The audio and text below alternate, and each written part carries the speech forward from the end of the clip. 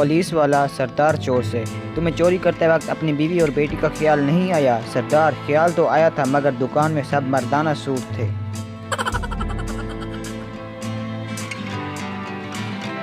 बीवी, मैंने तुम्हें देखे बगैर तुमसे शादी कर ली। मेरा हौसला देखो। शौहर, और मेरी हिम्मत देखो, मैंने देख कर भी कर ली।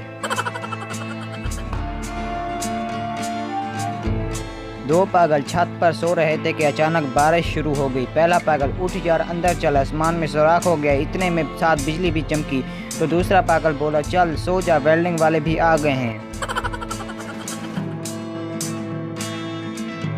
हकीम जी, मैं 1 महीने से आपसे रोज़ाना 50 रुपए की दवाई ले रहा हूँ लेकिन कोई फ़ायदा नहीं हो रहा। हकीम, कोई बात नहीं, कल मैं तुम्हें 40 की दवाई दूंगा, 10 रुपए का फ़ायदा होगा।